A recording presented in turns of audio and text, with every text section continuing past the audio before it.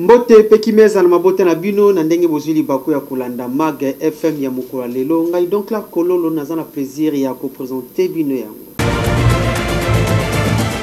To fungol basango na biso kuna na première ya kolobaye ki population azali kolela inondation azali kotumisa bango mingi suite ya manque ya curage ya caniveau oyo eleka awa na première boyo kabino moko population ndenge alobi.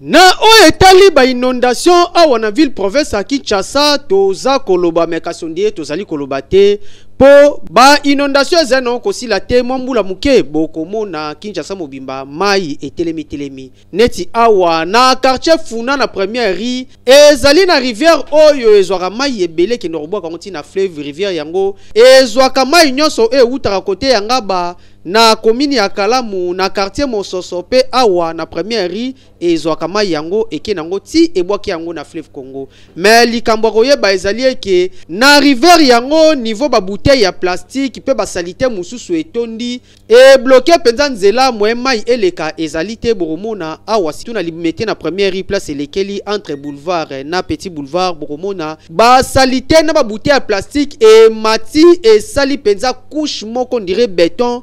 mai eleka ezali te nyonso ekembi nango wana siko soki mbula ebeti mai o nyonso zo ko uta ba kote wana eye boromona epanzani nango ekoti na quartier Mososo ekoti nango ti na première ri awa na Funa moye ba population ba vanda malamu ezali te boyo ka bango moko population ndenge balobi. Donc liboso tant pont ezalaki otomba mate ezalaki moi problème sombula ta ya mke fo batu bazinda est-ce que commande ngeni lokola kirage pe ezate yango ezo sala po ba mai etondaka mingi babongisa biso basa so bakanifa minene ebandi banda kuna na prince e kititi pa na katikata yemona na kanivo de kangama eza yani mote so baswanya watana ninga kati mai ekitana ninga bien pe mai etonda sute mapango nyoso kotuna ninga sebwe etonda mai patu balala bien te. Situation oyo inondation ndenge tolobaki yango to yebite to lela na munoko nini to yebite soki makambo tozali koloba ba autorité bazali koyoka biso po situation ya inondation na ville province ya Kinshasa esi eleki tolobi pe mongongo ezali kokauka biso neti awa bino moko bomoni match eza mabe makasi po neti na Dilandos bazali kotonga bisika mususu bazali kotonga mekasi situation ya mai ezali ko changer te population azali ko vivre kaka likolo mai awa mvula ebeta te soki mwa mvula muke beti population azali na mai kimia ezali te po tanke bakire na rivière oyo te kimia pe ekozala te tosengi kirage ya rivière oyo po population ya kotoyo bavanda mwakima tolobi tokoloba pe kaka. En plein centre ya ville province ya Kinshasa na commune ya Ngiringiri mais population bazali kolela pasi ya mai soki mai ya forage te babite balingaki basuka ndenge tola.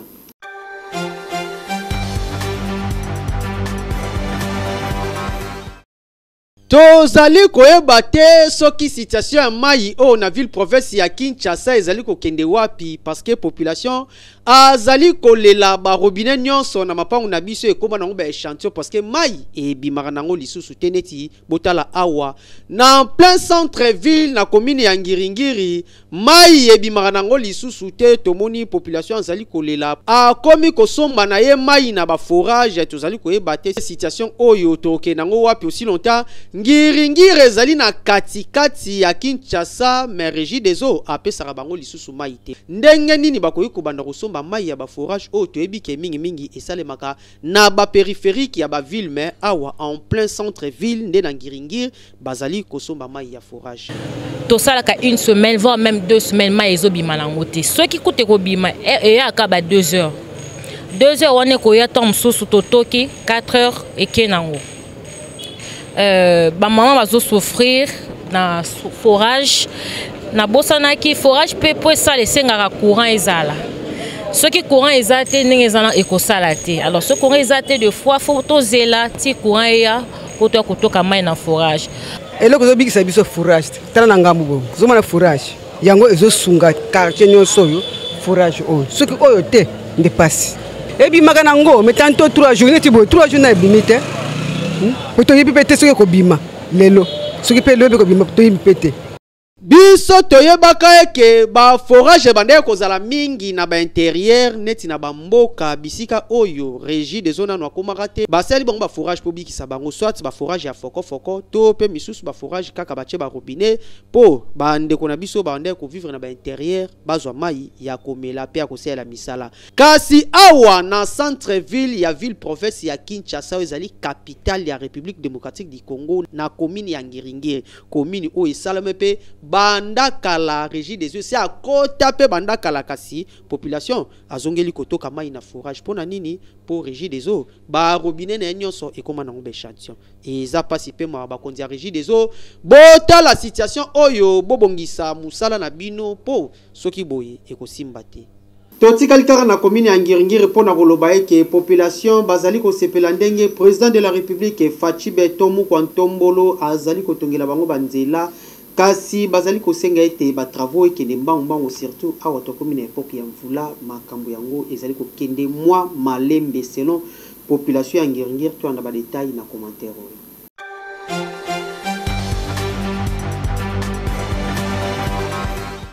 Population ya Ngiringiri bazali ya kosepela makasi na ndenge président de la République Fachi Beton Mukwantombolo akoti vraiment makambo na bango azali kotongela bango banzela ya kitoko po nyonso wana bazala na accès facile ya kobima pe ya kokota na bandaku na bango bazotongela bango banzela ebele neti tozwa nzela ya veni neti tozwa avenue otobengi avenue Ngiringiri e sukaka nango na asosa kasi bazali komatisa yango ti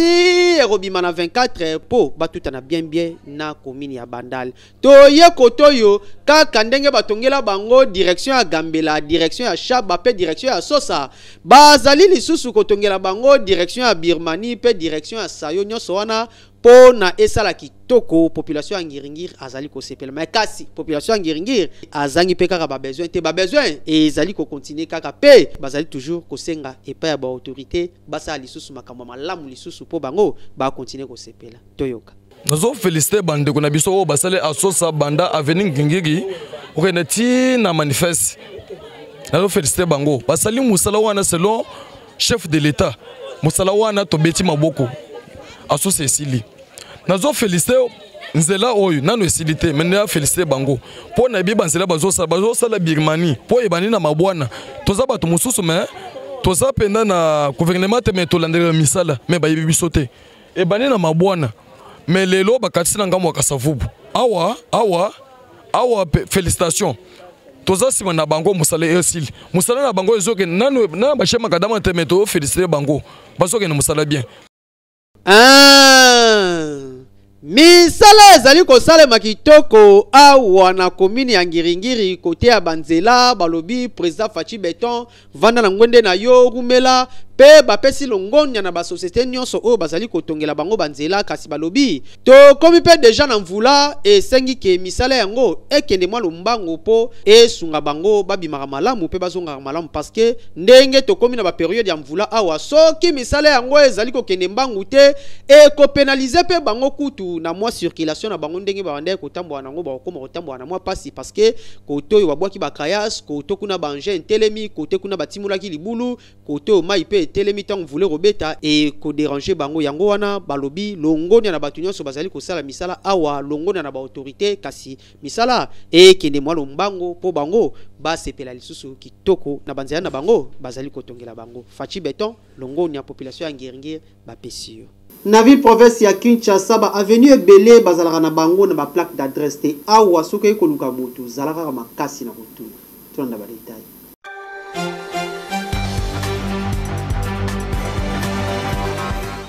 Mag FM ekitaki na ba différentes avenues ya ville province ya Kinshasa pona kosala constat soki ba plaque ya ba adresse ezalaka kaka na ba avenue Jokande na ba avenue mususu constat oyo tosali ba plaque d'adresse ezalaka nango lisusu ya malunga te okomona na avenue moko mususu lopangu moko nde ezali na plaque kasi ba mapangu oyo etikali ba plaque d'adresse ezali te oyo epesaka pasi na mupaya soki aye koluka mutu azoye koyeba te akokotela na lopangu nini to numéro 10 to 20 ezalaka wapi. Soki pe akutani na bato ya mitema mabe bakokosa ye kende mupande okuna uswati continue tout droit nde okomona yango, alors que esika azali koluka eza na kaka pembeni. Nyonso wana faute ya manque ya plaque d'adresse. Na yango wana toko interpeller ba bourgmestre na ba chef du quartier oyo ezali musala ya kobetela yango penza sete koluka ba venu nyonso ezala identifié po soki likama esalami boyeba ndenge nini ya kodetecte yango po soki plaque d'adresse eza bokozala na facilité ya kokita na terrain au lieu bo banda koluka to pe mutu soki aye koluka mutu to pe mupaya azala na facilité ya kokoma esika azali. Boye ezali soni makasi pe pasi kotala que na ville province ya Kinshasa une grande partie ya baveni ba plaque d'adresse ezalaka te o ezali soni. Bourgmestre fongola misu, chef du quartier fongola misu, chef ya avenue pe fongola misu. Oyo ezali dossier à suivre. Ba marché ebele en ville province ya Kinshasa ezali na eta moko ya mabe ezali ya kobeba vraiment salité poto kuna eratarate ezalaka toujours au rendez-vous.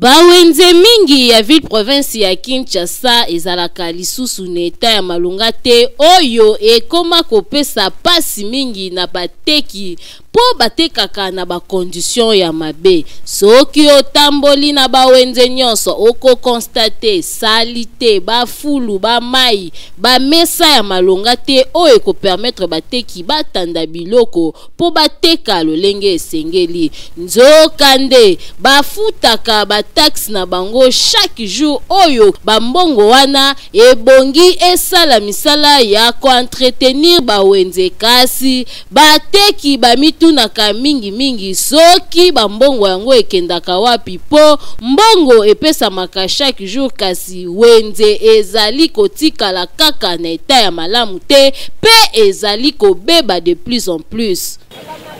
Na koteka boy totala papa bongisi nzela fallait bongisela biso wenzi apa ba chef a wenzi nde basokipa na biso bo autorité pe to mona te na pe to mona na biso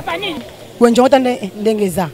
bien kutute ebukana eloko moko te kuna kati kuneza kuna eloko. En tout cas, administrateur ya bawenze nyonso ya ville province ya Kinshasa musala nini bozali kosala po population bazali kolela modèle bazali kotekela ezali kitoko te mbongo ezali kokota na caisse chaque jour kasi mbongo yango olie na tour nango esala musala ya kobongisa bawenze kasi ezali kokende wapi po bawenze ezali kaka kokufa pe kobeba population bazali koteka biloko na ndenge elongo banite oyo ezali kitoko te biloko il faut etekamaka na esika moko ya propre pour la santé n'a pas de prix bo trouver solution bawenze ebonga boye kitoko te. Population azali ko continuer kolela pasi ya mai babite ba kolela pa nani neti awa na Njil brasserie population aleli pasi ya mai leki ba konzi ya régie des eaux ba boka nanu misu kotoko.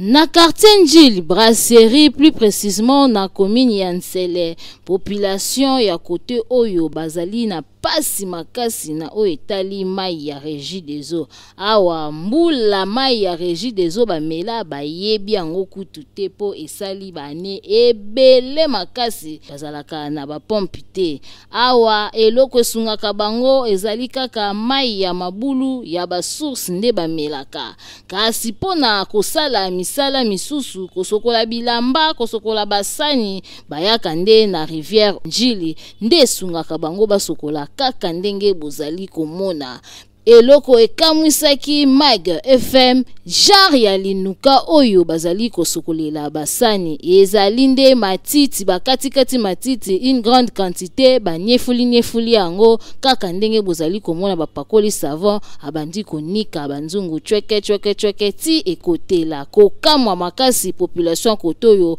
bazali kovivre lokola bazali na village. Ninyuka oyo eda biso na mambo ebele konikela basani banzungu mapapa ezaka ba matiti ka eza tobuki toniki yango boye et puis opakoli savon onika basani banzungu mai oyo tozo sokola eza manquement ya ozanga mai ya bien ya pompe toza pe na choix te malgré ezoleka mais eza quand même na ba microbe nango parce que bilo ezouta likolo ezokita biso toyebi yango te biso tomonaka mai tozo sokola tosoka bassin po toa na choix te tozala mai ya bien te pompe eza te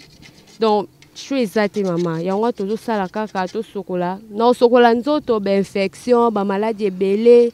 ezoyela biso na nzoto tozoyeba te parce que mai tozosokola mwindu na kati donc choix eza te. Ba autorité ya régie des eaux oyo ezali manque à gagner makasi na caisse ya l'état congolais boyeba que ville province ya Kinshasa ezali tellement munene kasi population esengeli bazala bango nyonso satisfait ezala te misusu bazali ko jouir misusu bazali ko lela boyebi bien que l'eau c'est la vie ko salela ba mayamdel oyo bino moko boyoki ba conséquences nini oyo bazwaka ba infection ba maladie ya na ndenge boye kitoko te boye bela Batu ebele awa na République démocratique du Congo particulièrement awa na ville province ya Kinshasa to ebakate importance nini ezalaka tango toliaka fruit to anda ba détail na commentaire oyo.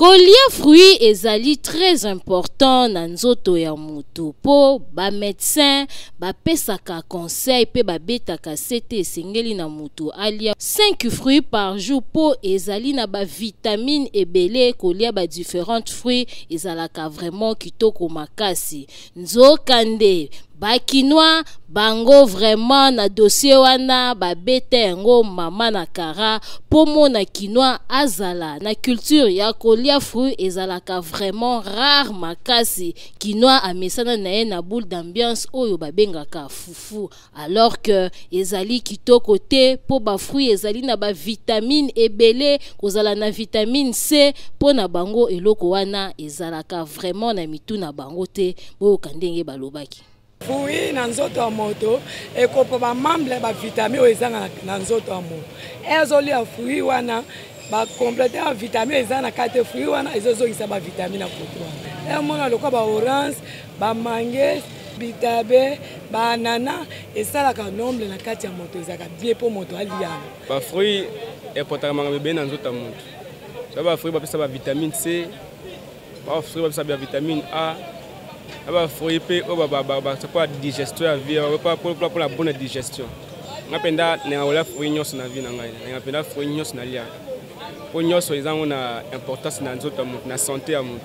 pour na bonne santé il faut la 5 fruits au maximum na journée. En tout cas, il faut kinoa nyonso ayeba que vitamine C, B, A, K, D ezalaka vraiment très important dans nzoto ya mutu ezoko permettre que ozala na mikuwa ya makasi santé ezala kitoko ba fruit misusu ezali ko aider vision na yo pe misusu ezali ko aider goût pe ba fruit misusu et permettra ka circulation sanguine ezala kitoko makasi donc fruit nyonso ezala orange pamplemousse, pastèque, ananas, papaye ezali vraiment important. Yo mutu oyebaka importance ya ba fruité, yeba que fruit ezali très important na bo moya mutu. Pasi ya mai ezali ko continuer siko toke wapi na commune ya Ngalie makuna na Kanluka bango pe bazali kolela pasi ya mai ya régie des eaux baebi yango te soki mai ya mabulu te to mai ya forage te to ebite soki balingaki basuka wapi.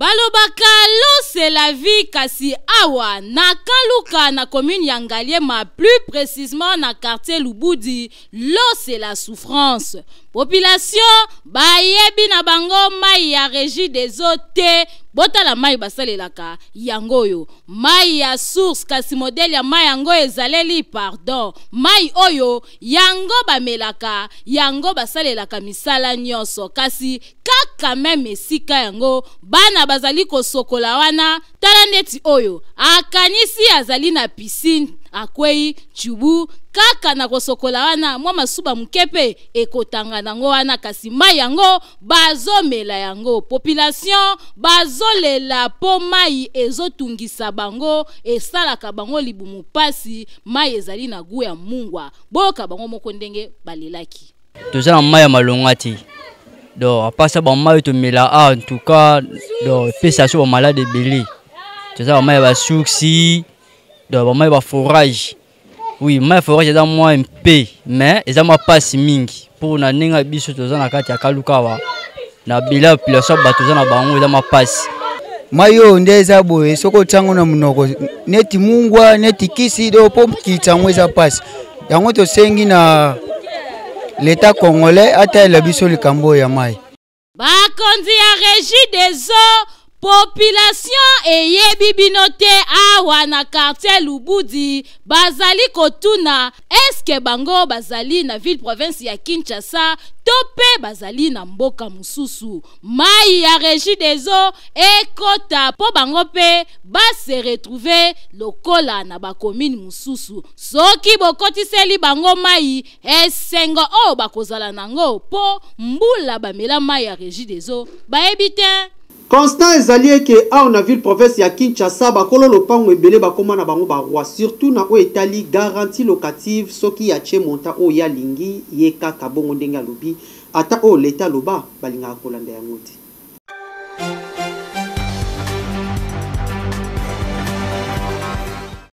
Likambo ya garantie locative na ville province ya Kinshasa ekoma mama na problème na ndenge ya kusakana te ndenge kaka musicien moko ayemba soki olie otondi te komeka musapite na mozindo po soki otamboli na kin oko remarquer que garantie locative ekoma ya ba 10 mois voire même 15 mois nzoka nde l'état congolais apesa mitindo que garantie locative esengeli ezala ya 3 mois kasi babaer baboya ko respecter mesure wana mutu na mutu asengaka garantie ndenge moko alingi donc population ezali konyo kwa mamakasi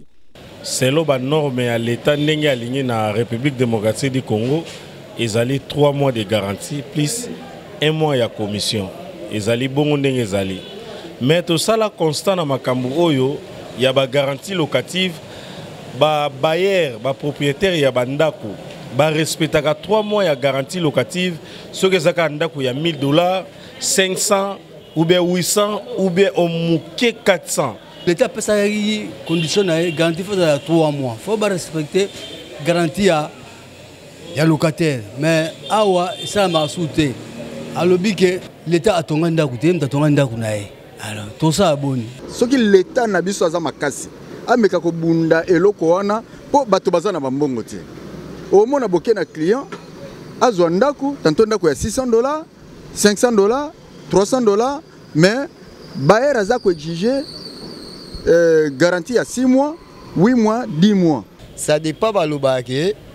le tate atongaki ndako eza biso moko bakolo bandako nde totonga biso moko nde tokolinga yango biso mpe tokomolanda oyo ya bango mais osalanga mpasi nazotambola na baclient ebele na okende na client aponi ndako asepeli na ndako mais koma bayer azoyebisa ngai garantie na ngai eza 6 mois garantie na ngai eza 8 mois ezosala biso mingi mpasi tokosenga na gouvernement ya congolais bapesa biso autorité ekozala bayer atie ndako na ye 5 mois 6 mois eza na place balimeo oyo tokozala la police tobengi bayembala moko bakangi ye ekomi otie mutu ndako ya 120 bozo kabone commissionnaire katika ebo kabone mbongo na biso commission to kabone ngo katikati soki na ka 120 to ya 60 biso to valeur à 60 yango tokosenga kaka na bakonzi bayeba kotenir rigueur na phénomène oyo parce que les sols et les sous-sols appartiennent à l'état ezala yonde otongi ndaku il faut toujours ko respecter loi ndenge kaka balobaka nul n'est au-dessus de la loi en tout cas ceux qui bobongisi ekosala eloko te. Mama Matondo ye apona na ye ko traiter bato na bakisi ya bokoko ndenge asalaka yango pona kolesa libota na ye pe pona kosunga bato mais kasi pe to bango ke bakisi ya bokoko eleka pete na nzoto na biso surtout e koki pe robebisa santé na biso kasi Mama Matondo ye esungaka ye po alesa libota na ye to anda ba détail.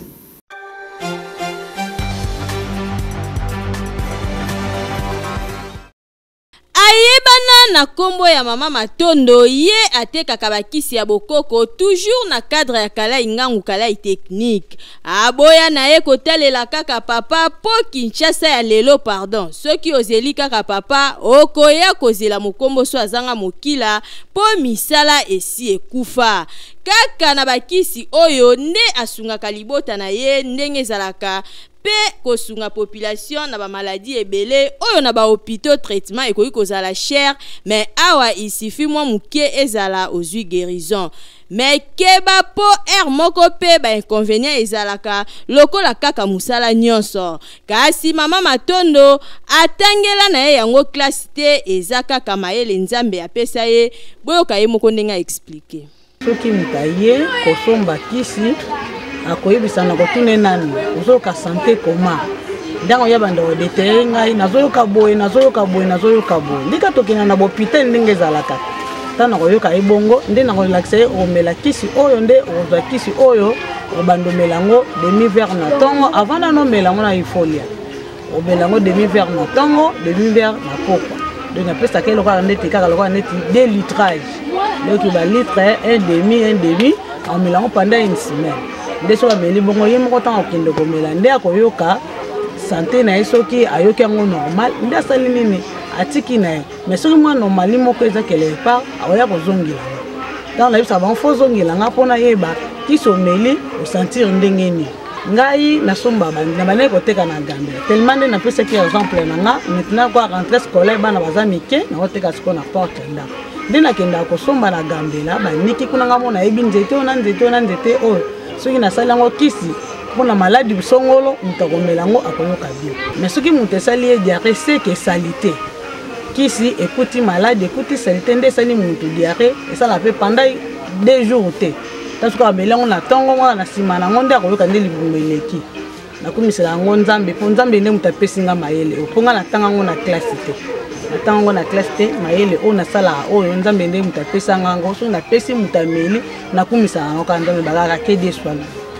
boye nde ezalaka yo mutu olinga kaka kotonga baninga ofandela télévision exemple à suivre yango oyo teka ata mwa nguba na porte ya lopango ekosunga yo olie ya kolekisa ta na yo na makambo ya mabe boyoki